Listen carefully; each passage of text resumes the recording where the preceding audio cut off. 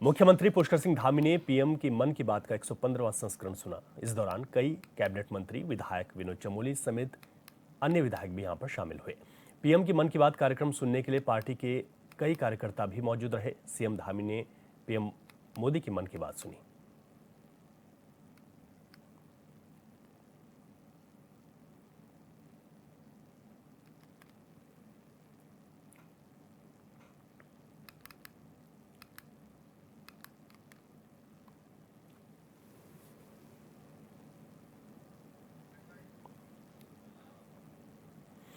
चलिए आगे बढ़ते हैं। उत्तराखंड में श्रमिक परिवारों के बच्चों के उज्जवल भविष्य के लिए सरकार ने कदम बढ़ाए हैं, जिसके तहत श्रम विभाग की तरफ से श्रमिक परिवार के बच्चों को उच्च शिक्षा में उनके मनपसंद विषयों में मुफ्त शिक्षा मुहैया कराने का निर्णय लिया गया है। इस बात पर श्रम विभाग के सचिव डॉक्टर पंकज कुमार पांडे ने कहा कि प्रदेश के श्रमिकों के बच्चों की पढ़ाई का खर्चा BOCW बोर्ड की तरफ से उठाया जाएगा, लेकिन शर्तों के मुताबिक बच्चों की पसंद के कॉलेज को सरकार से मान्यता मिली होनी चाहिए।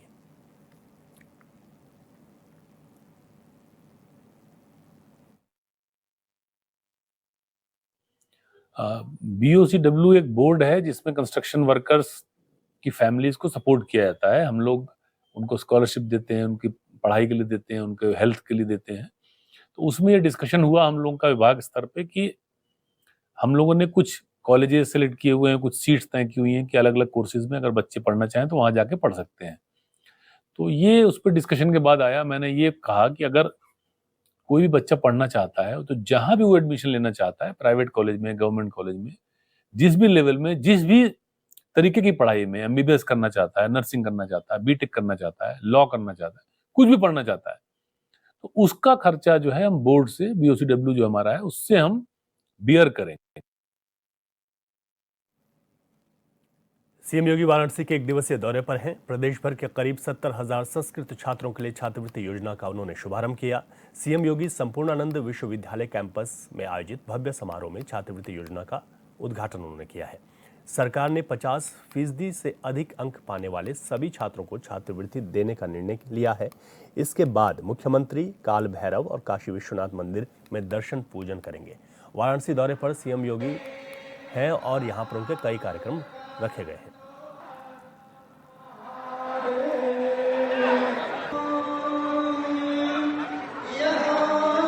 स्वागत, अभिनंदन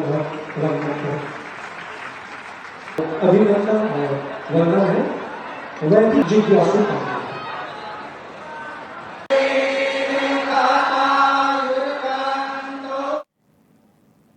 गोंडा के पूर्व सांसद बृजभूषण शरण सिंह ने एक बार फिर पहलवानों पर निशाना साध दिया। बृजभूषण का कहना है कि पहलवान आपस में कुत्ते की तरह लड़ रहे हैं और आपस में ही लड़कर मर रहे हैं। बृजभूषण का कहना है कि वो पूरी दुनिया से अकेले ही लोहा ले सकते हैं,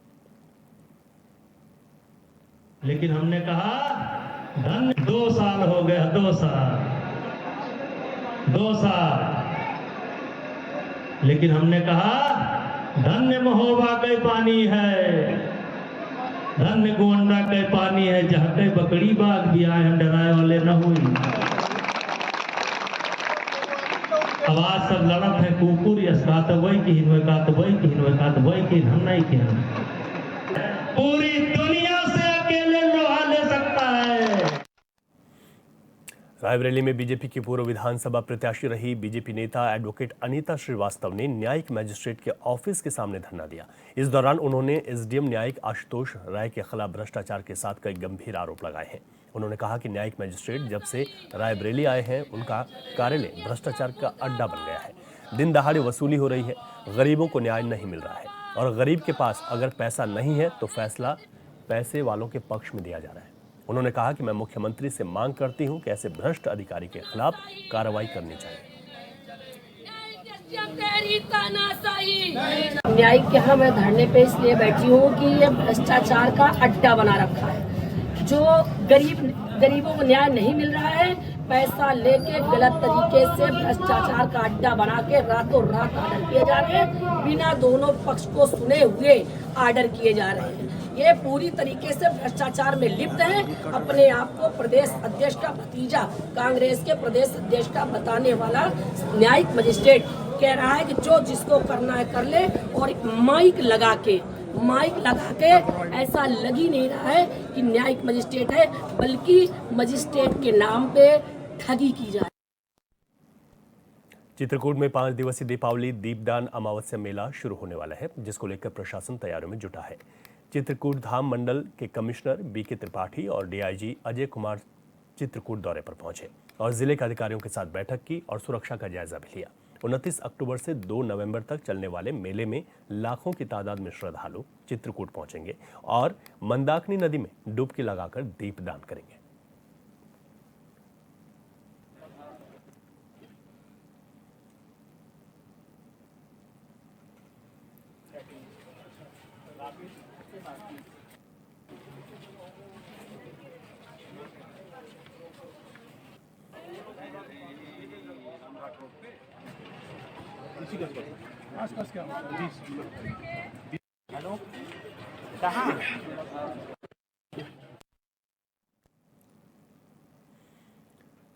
बाबा सिद्दीकी की हत्या के बाद गैंगस्टर लॉरेंस बिश्नोई इन दिनों बेहद सुर्खियों में। कहा जा रहा है कि लॉरेंस का अगला टारगेट बॉलीवुड एक्टर सलमान खान है, जिसके चलते उनकी सुरक्षा बढ़ा दी गई है। हालांकि देश के कई लोगों ने लॉरेंस बिश्नोई को चैलेंज किया है, तो कुछ लोगों ने सलमान खान को माफी मांगने की नसीहत दी है। लेकिन इस बीच एक शख्स ने लॉरेंस को जेल में एनकाउंटर करने की धमकी दी है। बताया जा रहा है कि धमकी देने वाला शख्स उत्तर प्रदेश के रायबरेली का है और मुंबई में काम करता है।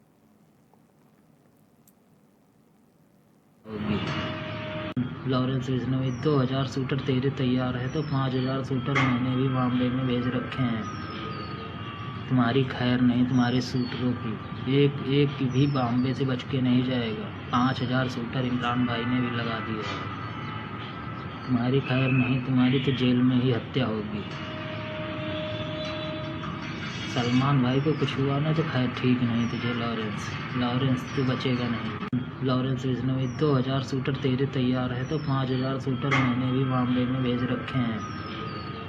तुम्हारी खैर नहीं, तुम्हारे शूटरों की एक भी बॉम्बे से बच के नहीं जाएगा। 5000 शूटर इमरान भाई ने भी लगा दिए हैं।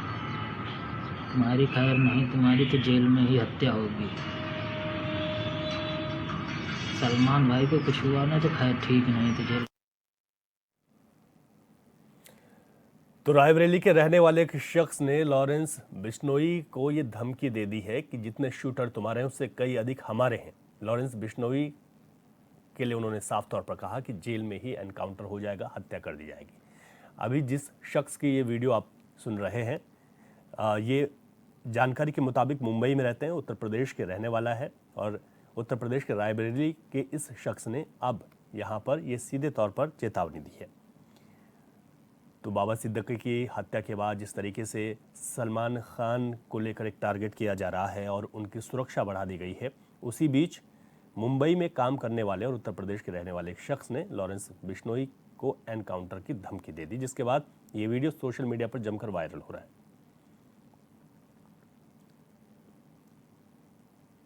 तो लॉरेंस बिश्नोई को एनकाउंटर की धमकी देने का ये वीडियो जो शख्स है वो बताया जा रहा है कि उत्तर प्रदेश के रायबरेली का रहने वाला है और मुंबई में काम करता है, जिसने ये धमकी दी और साफ तौर पर कहा कि जेल में ही एनकाउंटर कर देंगे। तो सलमान खान को जिस तरीके की धमकी दी गई है, सुरक्षा के एहतियात, उनकी सिक्योरिटी को भी बढ़ा दिया गया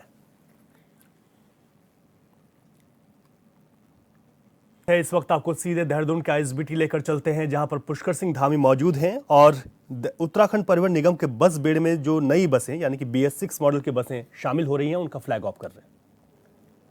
पिछले वर्षों में जो काम किया है वो अन्य विभागों के लिए कहीं ना कहीं प्रेरणा का काम करेगा और जो पिछले वर्षों के अनुभव हैं उन अनुभवों से लाभ लेकर आगे के समय के लिए भी परिवहन निगम, ये जो हमारा मुनाफा प्रारंभ हुआ है, जो घाटे से हम उबर रहे हैं, उस गति को कम भी नहीं करेगा, रोकेगा भी नहीं और विकास की जो रफ्तार है उस रफ्तार को बढ़ाने में जहां हमारे परिवहन निगम के सभी अधिकारीगण काम करेंगे, हमारे कर्मचारी काम करेंगे, उन सबका बहुत महत्वपूर्ण योगदान है। क्योंकि राज्य के जितने भी हमारे संस्थान हैं, मेरा मानना है कि वो संस्थान निश्चित रूप से राज्य की प्रगति में उनका योगदान कहीं न कहीं सुनिश्चित होना चाहिए। उन सभी को लगना चाहिए कि हम राज्य की प्रगति में अपना योगदान दे रहे हैं। हमारे प्रधानमंत्री जी ने जो बाबा केदार के धाम से उनके मुख से शब्द निकले थे उस समय, वो शब्द थे कि 21वीं सदी का तीसरा दशक उत्तराखंड का दशक होगा। उसको बनाने के लिए हम सबको प्रयास करना होगा और हम उस दिशा में आगे भी बढ़ रहे हैं। बहुत सारे सेक्टरों में आज हम देश के चुनिंदा प्रमुख राज्यों में हमारा नाम आ रहा है। मैं अगर सतत विकास के लक्ष्यों को प्राप्त करने की बात करूं, जो नीति आयोग भारत सरकार के प्रतिवर्ष आंकड़े आते हैं, इंडिकेटर जारी होता है, उस इंडिकेटर में हमारा उत्तराखंड पूरे देश के सभी राज्यों में पहले नंबर पर आया है। सस्टेनेबल डेवलपमेंट गोल्स को प्राप्त करने में, सतत विकास के लक्ष्यों को प्राप्त करने में, यह हम सब लोगों के लिए जहां बड़ा प्रोत्साहन है, वहीं हम लोगों के लिए एक बड़ी चुनौती भी है कि जो स्थान हमारा पहले नंबर पर आ गया है उसको हम बनाए रखें। और उसके लिए हमको कठिन परिश्रम करना होगा। जिन जिन विभागों में, जिन जिन सेक्टरों में हमने अच्छा काम किया है, वहां पर हमको स्थिरता के साथ और आगे बढ़ना होगा। और जहां हमारा प्रदर्शन, हमारे परिणाम उतने अच्छे नहीं आए हैं, वहां हमको अच्छे परिणाम लाने होंगे। इसलिए हम सबको एक में होकर काम करना होगा। आज मैं ईज ऑफ डूइंग की बात करूं, उसमें भी हम बहुत अच्छा प्रदर्शन कर रहे हैं। स्टार्टअप के क्षेत्र में जहां हम अचीवर्स की श्रेणी में होते थे, आज हम वहीं पर लीडर्स की श्रेणी में आ गए। अच्छा निवेश जहां हो रहा है, उन राज्यों की भी प्रथम श्रेणी के राज्यों में हमारे राज्य का स्थान आया है। बेरोजगारी कम होने वाले राज्यों में भी 4.4% की हमारी जो बेरोजगारी दर है वो घटी है।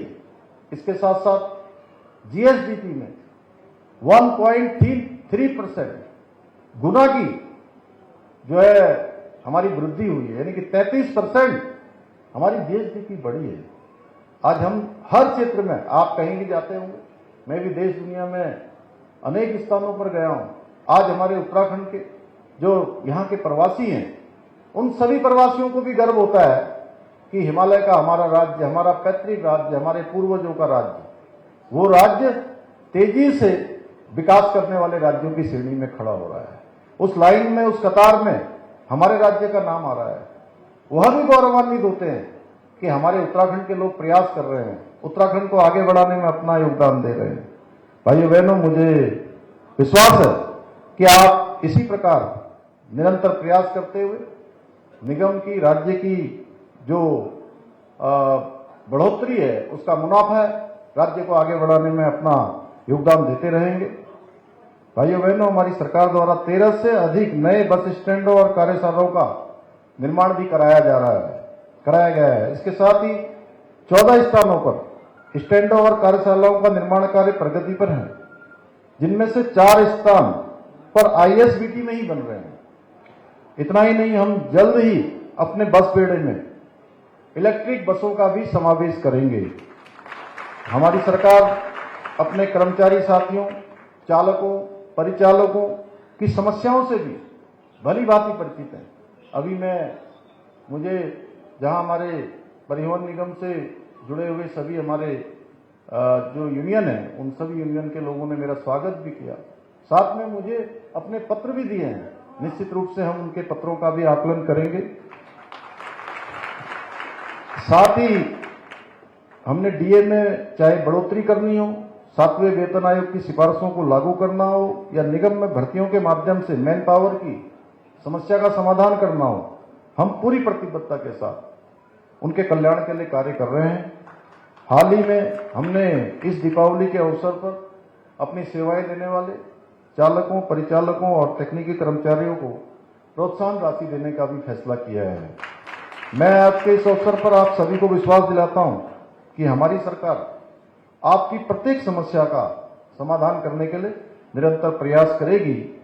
और जहां हम सफल हो रहे हैं, आज 130 बसें हम अपने बेड़े में जोड़ रहे हैं, वहीं हमको बसों में या हमारे जितने भी बस स्टैंड हैं, रोडवेज के बस अड्डे हैं, नए आईएसबीटी हैं, उन सभी में, जैसा चमोली जी ने कुछ आपके समक्ष बातें रखी हैं, उन बातों को हमको जरूर ध्यान देना होगा, क्योंकि जितनी अच्छी हम सेवा देंगे उतना ही लोगों के बीच में हमारे प्रति लोगों का एक अच्छा भाव बनेगा।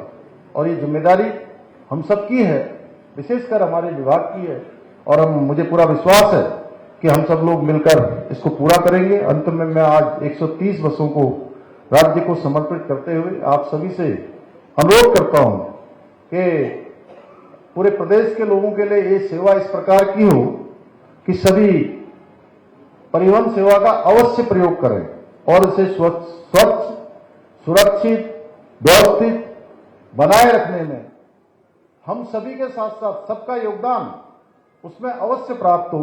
इन्हीं शब्दों के साथ मैं आप सबका एक बार फिर से आपका धन्यवाद करते हुए, और आने वाले हमारे त्योहार हैं, धनतेरस है, दीपावली है, भैया दूज है, छठ पूजा है, गुरु पर्व है, गंगा स्नान है, सारे पर्वों की आप सबको बधाई देते हुए मैं अपनी बात को समाप्त करता हूं। बहुत बहुत धन्यवाद।